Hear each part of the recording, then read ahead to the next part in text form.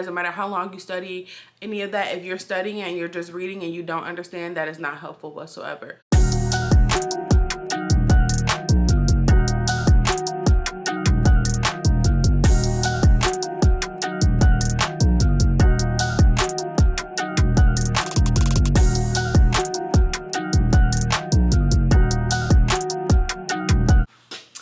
Hey guys, and welcome back. For those of you who are new here, my name is D'Amber.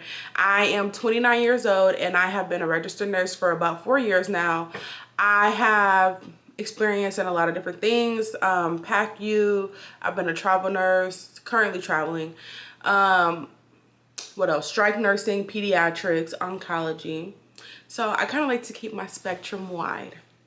But before we get started with this video, I do want to thank all of you guys for joining and watching, liking, sharing, subscribing, whatever you do to keep the engagement going.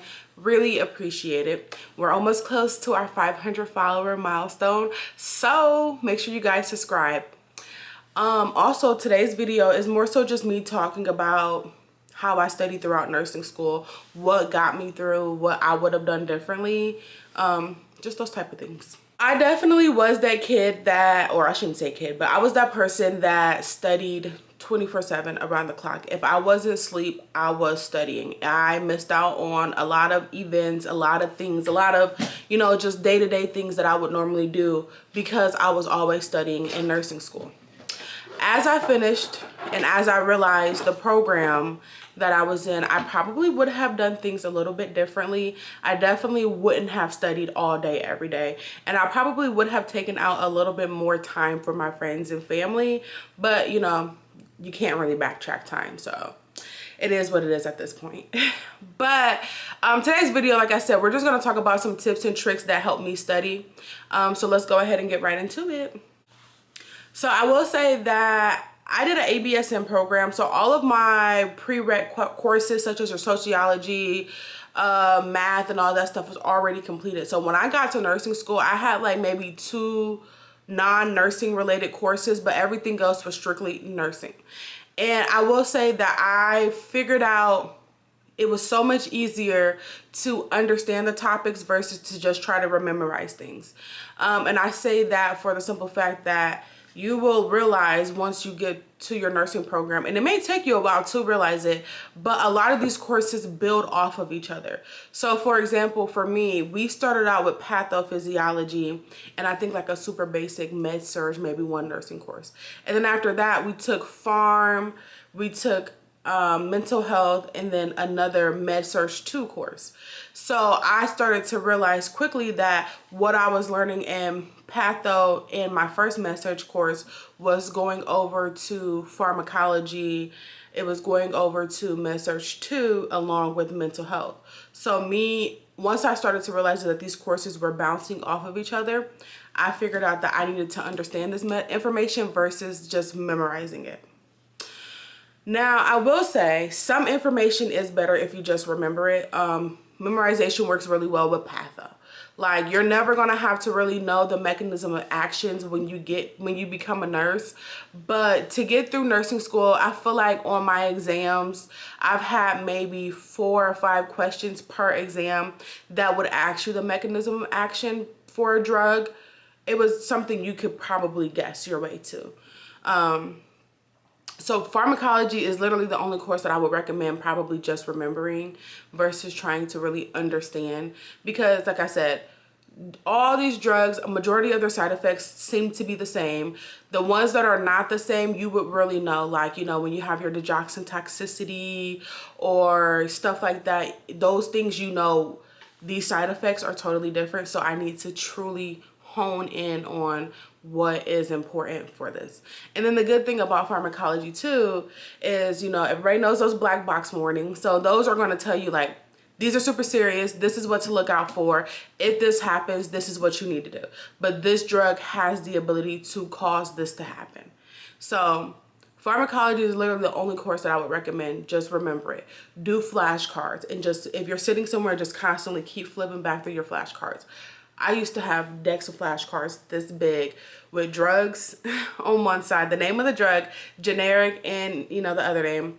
And then I would have mechanism of action, important black box warnings, and side effects. That's all that I ever studied for pharmacology, and I feel like that's all that you really need to know. Another thing that helped me study, so in my nursing program, we didn't really have office hours or PowerPoints. And if we did have PowerPoints, they were very like vague, where they didn't show much of anything. So it was pointless to even try to go look at them.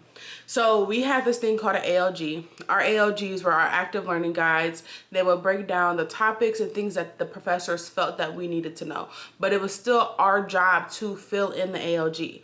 So the ALG would come to us in about 4 to 5 pages flat. By the time you get finished filling out all the information, you probably have a 20 to 30 page ALG. And that's a lot of information to try to understand before an exam.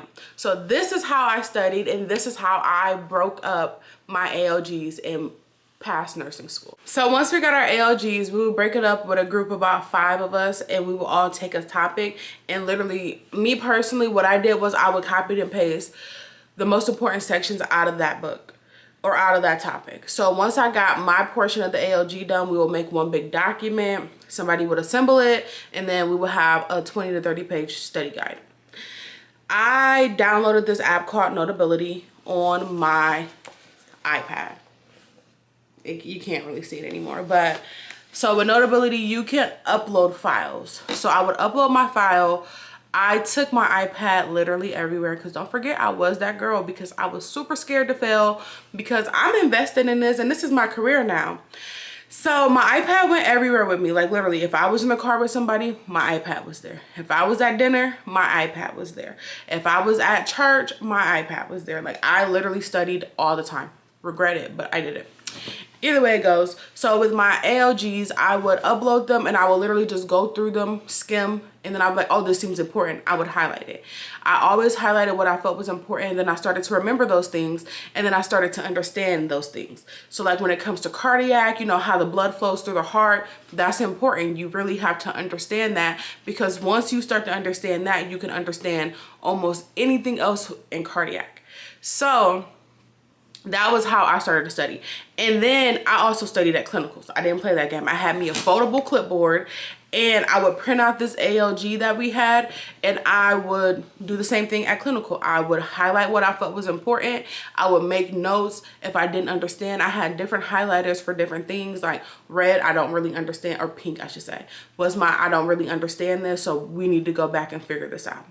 So once I felt comfortable, after I felt like I could understand the actual information from the textbook, is when I started to use supplemental things, such as videos from Nurse Mike and Nurse Sarah.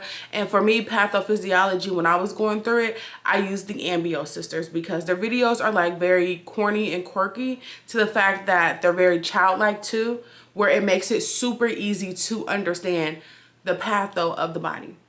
So that was pretty much how I started to understand things. And then I started to, sometimes when you get through nursing school, you'll realize that some questions feed off of each other. And like I said, some information feeds off of each other. So once I started to understand the things that I needed to, it started to be a breeze. Another thing that I started to study from was practice questions. My school utilized ATI, and granted, I loved ATI not because I thought that it had this great information in it, but because it had unlimited practice questions. Like every day after I would study, I would end my night with a set of practice questions. And regardless if I was getting them wrong or right, I always read the rationale.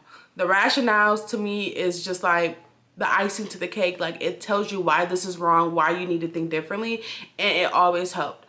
ATI also has textbooks that I lived by during nursing school, because sometimes when I didn't have time to go through my regular textbook, I would look at ATI's textbook and just write down whatever they said, because their textbook was very compacted and it had great information. So if you guys can get your hands on a set of those ATI textbooks going through nursing school, I highly recommend it, especially if your program does not use ATI, because there's, like I said, they're so compacted, they have great information, and some people, that's all they needed when they were going through nursing school. I had a lot of people in my cohort who didn't even touch the regular textbook. All they used were ATI. I was too scared because I feel like I was gonna miss something. So give me the textbook, the ATI, the videos, all of that. The last thing I did, which I feel like is very, very helpful, is I utilize study groups. Like some of my closest friends I went through nursing school with.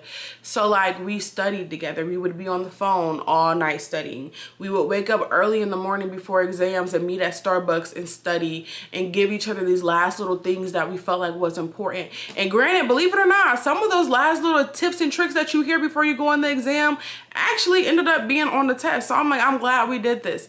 But yeah, like studying groups are almost perfect, just for the simple fact that like after you study, after you feel like you understand this information, when you go to a study group, it boosts your confidence, especially if somebody is in there and they can't understand a topic and you're like, oh well, this is how this works and this works because this and the third. That's how you know you studied. That's how you know you understood that information. When you can teach it back to a classmate or somebody and it makes sense to you, them, and everybody else, you got it. So utilize those study groups like that. I promise you, sometimes they could be annoying. Sometimes it could be overwhelming because you got, you know, X, Y, and Z and they're acting like they know it all and you feel stupid, or, you know, you don't contribute.